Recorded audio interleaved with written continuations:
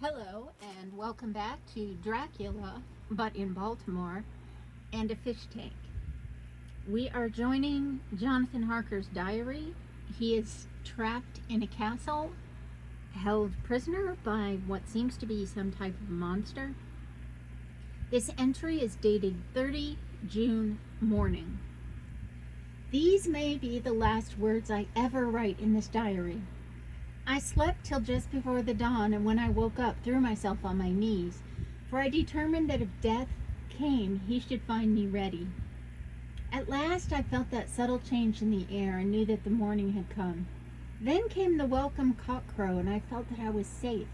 With a glad heart, I opened my door and ran down the hall. I had seen that the door was unlocked, and now escape was before me.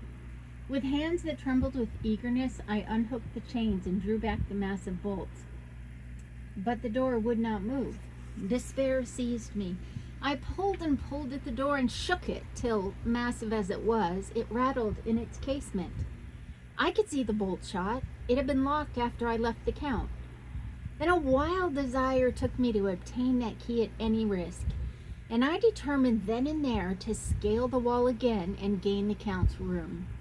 He might kill me, but death now seemed the happier choice of evils, which I guess is another way of saying the lesser of two evils.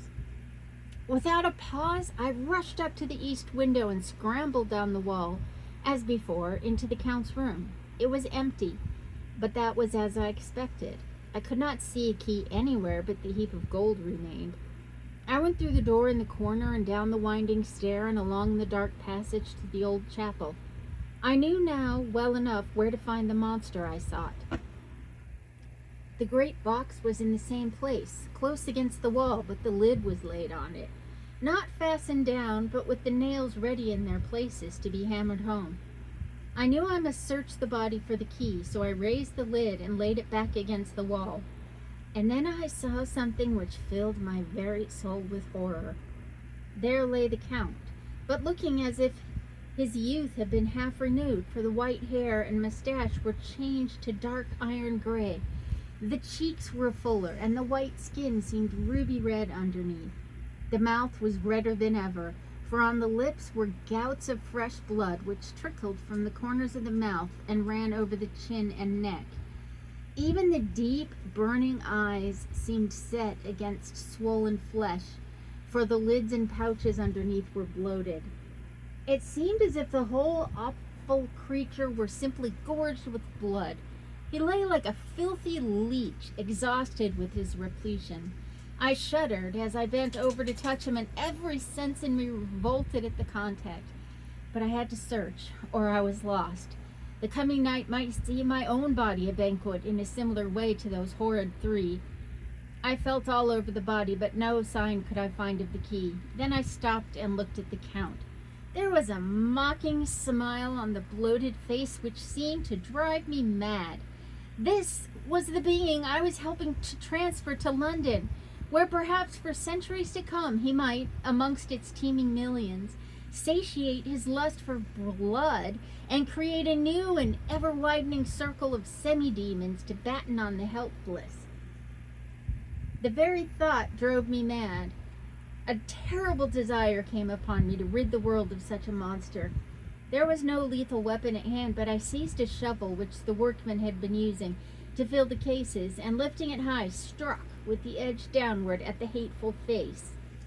But as I did so, the head turned, and the eyes fell full upon me with all their blaze of basilisk horror.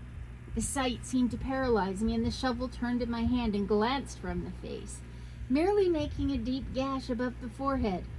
The shovel fell from my hand across the box, and as I pulled it away, the flange of the blade caught the edge of the lid, which fell over again and hid the horrid thing from my sight. The last glimpse I had was of the bloated face, blood-stained and fixed with a grin of malice which would have held its own in the nethermost hell. I thought and thought what should be my next move, but my brain seemed on fire, and I waited with a despairing feeling growing over me. As I waited, I heard in the distance a gypsy song sung by merry voices coming closer, and through their song the rolling of heavy wheels and the cracking of whips. The Scani and the Slovaks of whom the Count had spoken were coming. With a last look round and at the box which contained the vile body, I ran from the place and gained the Count's room, determined to rush out at the moment the door should be opened. With strained ears I listened and heard downstairs the grinding of the key in the great lock, and the falling back of the heavy door. There must have been some other means of entry, or someone had a key for one of the locked doors. Then there came the sound of many feet, tramping and dying away in some passage, which sent up a clanging echo. I turned to run down again toward the vault, where I might find the new entrance, but at that moment there seemed to come a violent puff of wind, and the door to the winding stair blew to with a shock that set the dust from the lintels flying. When I ran to push it open, I found that it was hopelessly fast. I was again a prisoner, and the net of doom was closing around me more closely. As I write, there is in the passage below a sound of many tramping feet, and the crash of weights being set down heavily. Doubtless the boxes, with their freight of earth. There is a sound of hammering. It is the box being nailed down. Now I can hear the heavy feet tramping again along the hall, with many other idle feet coming behind them. The door is shut, and the chains rattle. There is a grinding of the key in the lock. I can hear the key withdrawn. Then another door opens and shuts. I hear the creaking of lock and bolt. Hark! In the courtyard and down the rocky way, the roll of heavy wheels, the crack of whips, and the chorus of the Scani as they pass into the distance. I am alone in the castle with those awful women. Fa! Mina is a woman, and there is naught in common. They are devils of the pit. I shall not remain alone with them. I shall try to scale the wall further than I've yet attempted. I shall take some of the gold with me, lest I want it later. I may find a way from this dreadful place. And then away from home, away to the quickest and nearest train, away from this cursed spot, from this cursed land, where the devil and his children still walk with earthly feet. At least God's mercy is better than that of these monsters, and the precipice is steep and high. At its foot man may sleep as a man. Goodbye all. Mina. And that is the end of that entry. So he's going to climb down the entire wall of the castle he's open and make his escape, and his feelings are that if he falls and dies, well, at least he's not going to be a monster. It's a lot.